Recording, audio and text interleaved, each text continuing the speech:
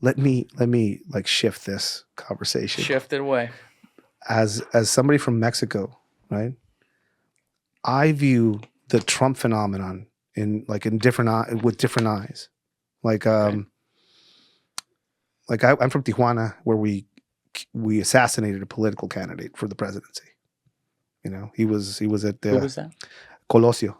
When was this? This was in the 90s, early 90s. He was walking around a place where he shouldn't be walking around, and somebody pulled a gun out in a crowd and shot him in the head. Maybe one person, maybe two. Political assassinations of that nature usually have some sort of motivation behind them, or an attempt to keep somebody from doing something that the greater powers don't want to have happen. That's right. Why do you think they tried to kill Trump? And who did? Mm. Which is something that gives me pause sometimes when I think about the amount of, like, I've started to feel like home here in the U.S. when I started seeing all the legal system being weaponized against Trump. That's some Banana Republic level shit. Yeah, that's some Banana Republic level shit. When I started seeing the multiple assassination attempts that we heard about, you know, the one we saw on TV, which people say it's fake. Like I know a 223 run going, right? Yeah. And also this assassin that we know nothing about, who was a ghost on social media somehow at that age, which is a weird thing. My question is, like, from your perspective as a journalist and as an American, does it give you pause to say, like, maybe he is trying to actually do something that is counter to the powers that be? Yeah, let me give you, because a lot of Mexicans give pause sometimes. Like, yeah, he's the bad guy. He's like they're telling us he's the bad guy, and he's evil. Not, but why did they try to kill him? Why are they trying to kill him? Yeah, I think it's a fair question. Let me give more context to what I just said a couple minutes ago. When I say all these people are dirty, they're not all knowingly. I would like to think all politicians are dirty just because they put a bad taste in your mouth, just because of the job they do and the fact that they even wanted to do it in the first place. But to be clear, they're not all dirty because they actually are voluntarily trying to be dirty.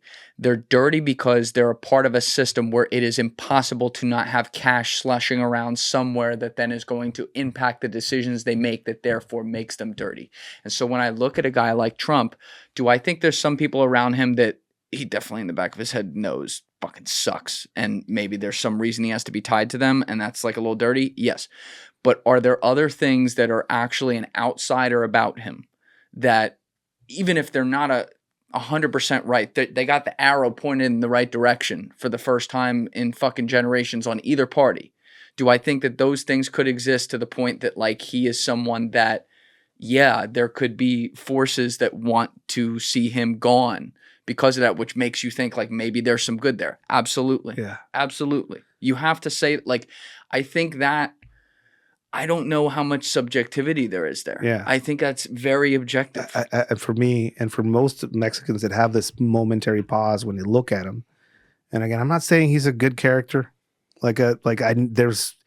He inflames people. He's a joker in a lot of ways. Yes. You know, he says shit, wild shit, you know?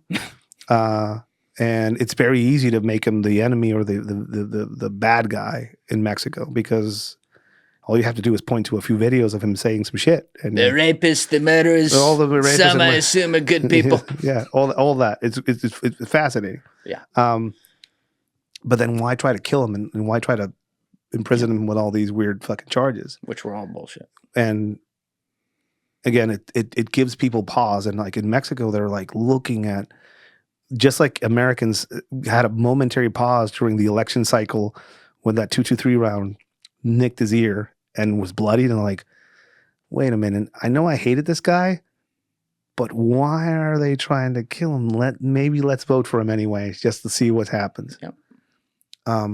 It's an interesting phenomenon, I guess. He is a clear, like, for the majority of Mexicans, he's the enemy in a lot of ways. And again, it's easy to see how the media has done its job there, and also it's easy to see how he himself and a lot of his base have done that job of creating this narrative, screaming at people to go back to their home country. And You know, I get. I've been shouted at by people wearing that red hat. You know. Oh yeah. And I get it. I understand. But I've also been shouted out by people on the other side. So I get the whole, you know, being in this divide of a country. I have family in the U.S. And I have a pretty clear path in my mind where I'm trying to make things better for them and whatever future that is going to come up for them. I think there's no way moving forward into the future without both countries figuring something out. Yes. Mexico has more than earned its place on an international stage as far as a place where culture gets created. We have the best food on the planet. Fight me. Italians out there.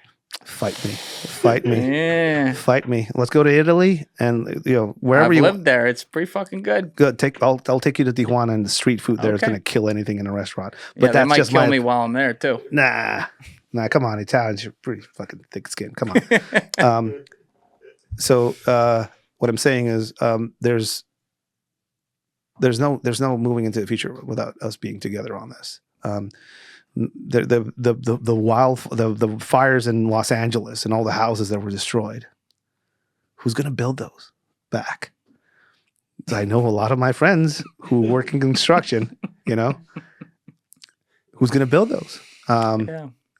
We have this giant movement across the country where people are trying to now move away from fentanyl, and it is less of it is still an issue, but less people are dying of overdoses because doctors are getting better at dealing with fentanyl exposure, because there's Narcan everywhere. Like I remember getting a whole bag full of it in Portland because the government gives it out. So I was like, put some of that in here just in case.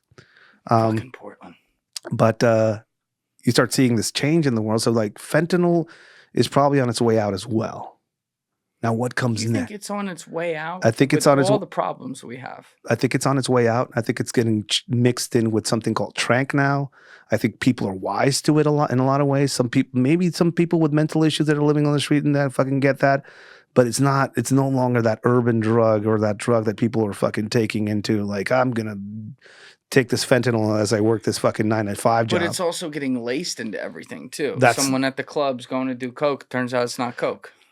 But it's I think we're all of us experiencing an education, and everybody's now realizing that whatever that shit is, it's probably not the best idea. I hope you're right. I think between that and sourcing a lot of this stuff and some of those blind lines and change, hopefully getting affected. That's another aspect of this that people need to take into account. We have seen the historic dismantling of the Sinaloa cartel, right? Mm-hmm. Recently. I mean, all of us have been looking at this on the news. Mass arrest of all of our cartel heads being sent from Mexico to the U.S. Have we seen a spike in drug prices in the U.S.? No. No? Or shortages? No. Are there like the resources are just being sloshed around? Are the hospitals being filled with people that are going through withdrawals because of the drugs not going through because of all the cartel guys being in prison? Right. So nothing's fucking changed is what I'm trying to say. Yes. So whatever designation means, whatever the tariffs mean as far as pressure, whatever the giant show that the Mexican government is doing for its U.S. audience, like, hey, look at us, we're making a difference now. Look at what we're doing. None of that has made a real clear effect on the U.S. side that we can see. The only thing that I've seen change is immigration.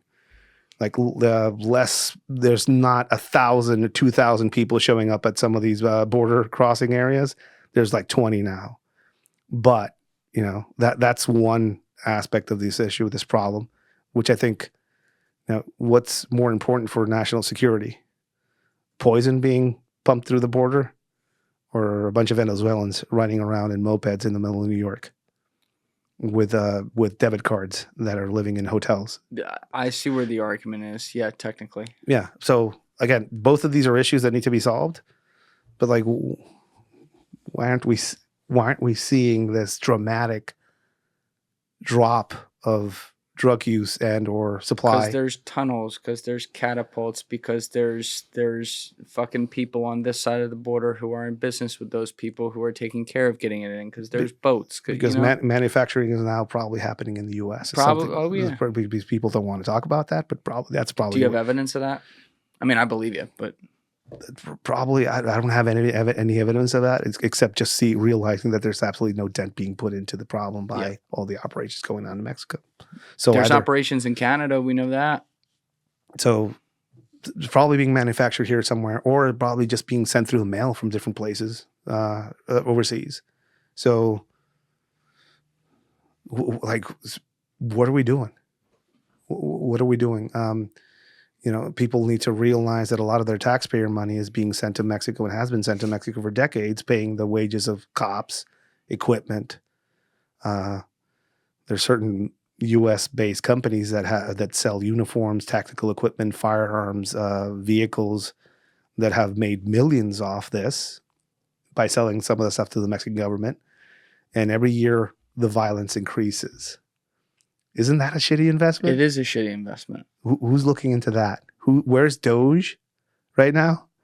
Where are they looking into Plan Merida, which is basically this binational plan where the U.S. is basically paying for the outsourcing of the drug war down into Mexico? And where's that? I don't know anything about that. There you go. Where, like, as Americans, we should be asking, like, hey, what's this called? How do you spell it? Plan Merida, I think, is the Merida Initiative. I think it's one of the programs was called. So basically, the U.S. has been paying for a lot of this drug war.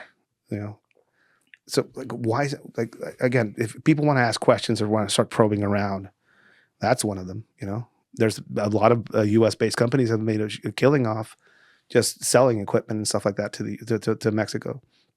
And at the same time, the Mexican government has been doing its best to disarm the local populace, which is an interesting thing. You want to hear something. The local populace, not the cartels. Yeah, exactly. Yeah. So, I grew up hunting on a ranch. You can't do that anymore unless you are upper middle class. To get a gun permit, you have to get some money, fly to Mexico City, buy your firearm, get a bunch of documentation to fly it back. Every presidency that comes along, the army gets another bite off that constitutional right that Mexicans have to defend their property with firearms. There's a single federal firearms law in Mexico, which makes it almost unobtainable for anybody that isn't upper middle class or rich to basically own firearms and operate them. Because it's so expensive to get. Yeah. And it's every year it gets worse and worse. This new administration passed a shit ton of laws. You can't put a flashlight on your gun to use to defend your home in Mexico. Why not? It's illegal. It's federally put a flashlight on it. Yeah. It augments its capabilities.